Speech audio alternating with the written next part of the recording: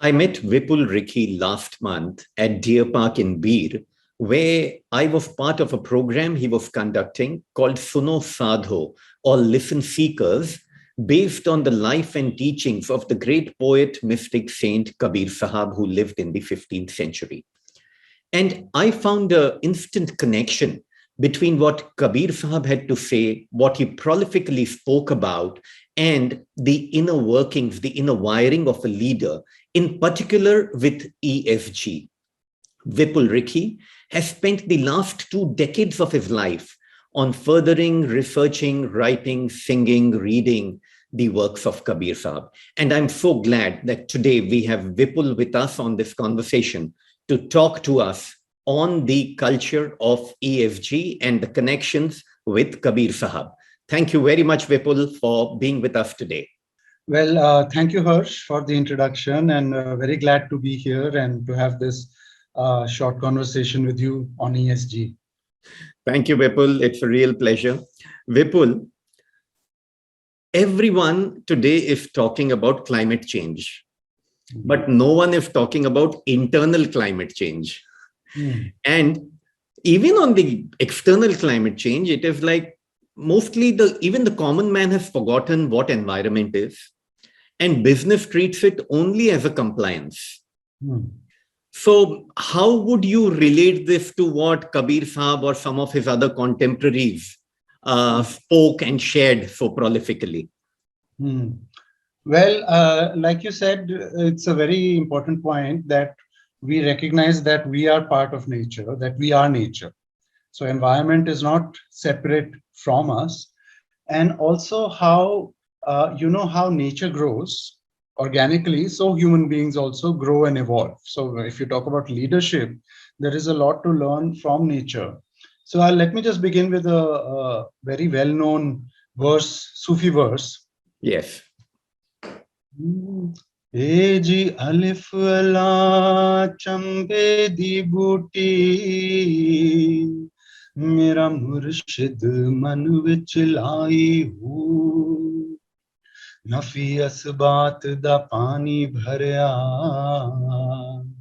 और हर रगे हर जाई हूँ ते अंदर बूटी मुश्क मचाया ए जी अंदर बूटी मुश्क मचाया ते जान फुलन ते आई हूँ हर जीवे मुर्शिद कामिल बाहू जे बूटी मन विच लाई हूँ. So in this verse, the poet Sultan Bahu, he's celebrating his guru, his Kamil Murshid, for planting this seed, this booty, this plant in his heart.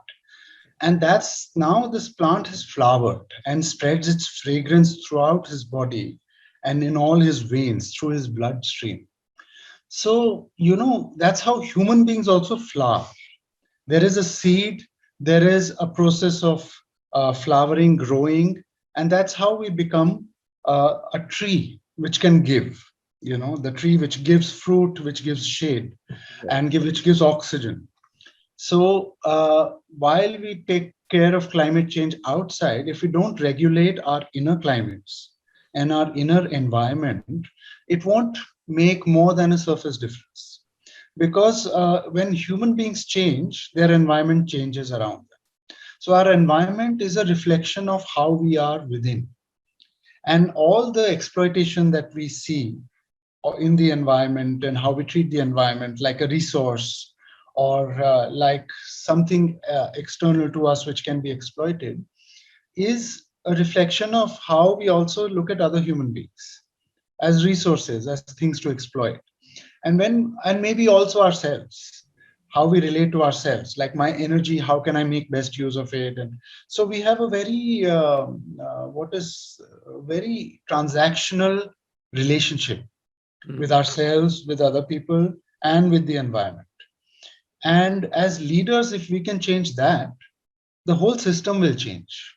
And it can be a more co-creational kind of space, where there is still growth, there is still evolution. but not in this manner.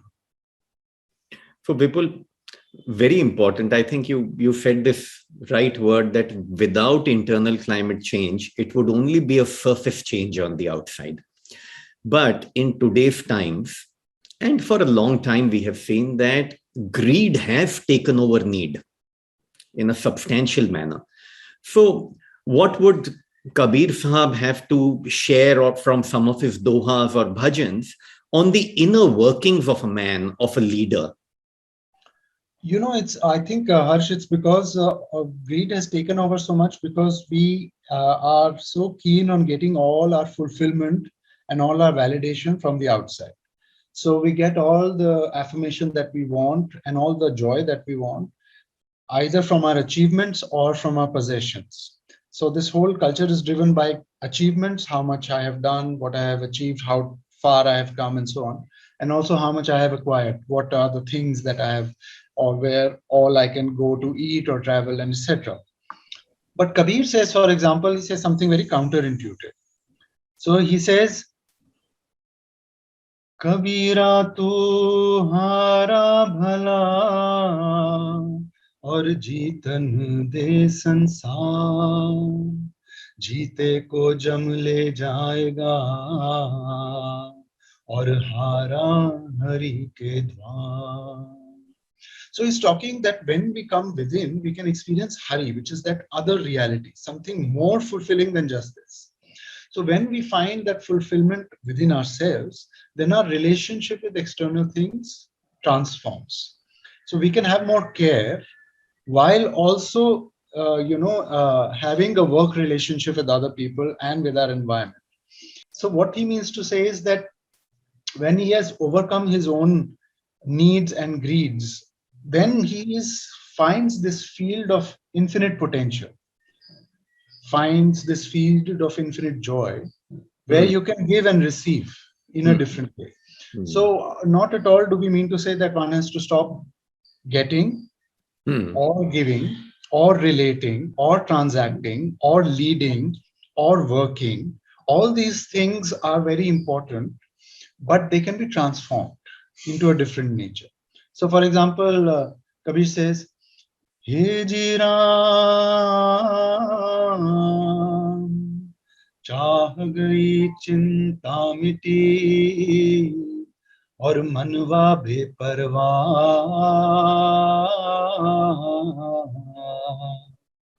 जिसको कछु ना चाहिए सो ही शहंशाह. तो असली शहंशाह कौन है? जिसने अपने पे जीत पा ली. That is the true leader. That is the true king. That is the true emperor. Today, business works on a lot of kind of a monoculture in certain ways. I mean, even if they show outwardly that there is something else which they are trying to do, in the end, it is always about monoculture. It is not about really finding that volition of people, finding that true energy in the people. Any words from you on that? Yeah, I think we are stuck in certain habit patterns, and we are afraid to let go of them. And the pandemic has been very interesting because you've been forced to let go of certain patterns, at least. For example, I see now young kids who were working 8 hours, 10 hours, 12 hours in offices, now do the same amount of work in 2-3 hours online, and then they are roaming around in the mountains or in Goa or wherever it is. But they're doing the work, but their life has enriched. Now, like you mentioned in some other conversation we had, leaders allow this for themselves, but they're afraid to allow this for their employees. But actually, whole work culture can change, through and through, where people are able to give the same amount of work and actually a better quality of work, but with more fulfillment for themselves. And how much more committed would they be to the work and to the company or to the setup if they were also finding their fulfillment within it rather than feeling exploited.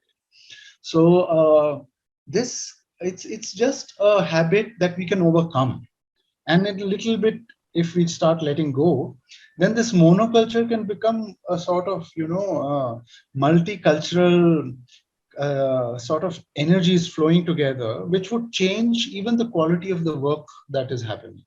Yeah. I think breaking that monoculture also would bring a lot of more social inclusion. Yes, and also a lot of creativity. Yes, So of a lot course. of creativity is now, repressed. So it would unleash all that creativity. And what comes to your mind when we talk about self-governance? What are some of the Kabir Dohas which resound with you? Self-governance. Yeah, I mean, to the mind, the human mind is such a minefield. So when we talk about governance and we see politics and we see how that plays out, it's a reflection of our inner state, which is chaotic. And how can you govern anything outside when you can't govern yourself or your own mind? So, for example, Kabir says, ये जी दौड़त दौड़त दौड़िया और जहां लग मन की दौड़ दौड़ थके मन स्थिर भया तो वस्तु ठोर की ठोर. He says we keep running as far as the mind will take us, and we keep following our mind, and it's all over the place. When at last there is a moment when the mind becomes still, and this is victory over the mind, then you find what you were looking for right here, not far away, not somewhere else, but right here. So this place is a very precious place which we can access from time to time, and we can grow in this space of self, how to say it, an integration with one's own self, Hmm. with one's own mind, heart, body, and spirit. When all of these become integrated, then there is a sahaj, what he calls sahaj, spontaneous, natural, easy flow. And this flow creates, it's a creative force. So all the best work, all the best ideas, all the best inspirations come out of this flow. And when we cultivate this flow, that is spontaneous self-governance. It's not governance through the mind. Right. It's something more holistic than that. And Vipul, typically, business feels that all these kind of things are like retirement, post-retirement activities. They are not part of life. They are not part of regular life, which is absolutely contrarian to what the mystics really say. How do you think one could tackle this? Well, this is part of the monoculture that you were talking about, that Mhm. life now is just about work, earning, achieving, progressing, getting ahead, working hard, partying hard. So it becomes a kind of, fixed idea. But what once we get into other kinds of things, travel, music, poetry, we see that you can have this and have that. So we can, the best thing is that you can have this cake and also eat it, in the sense that you can have this uh, impulse to work, honor the impulse to work and to create and to achieve, to honor this impulse, and at the same time make your life so much richer with not just spirituality but creativity, art, and all kinds of expression. And that changes the quality of your work. I keep saying this, that actually it benefits our work and the way we work, and it benefits our relationships in the work environment. So you can have both. It's a fixed idea that if I let go of this, I will lose it. Right. So there's a story about the monkey. You know how the trap monkeys, I forget, but where exactly, somewhere in India maybe.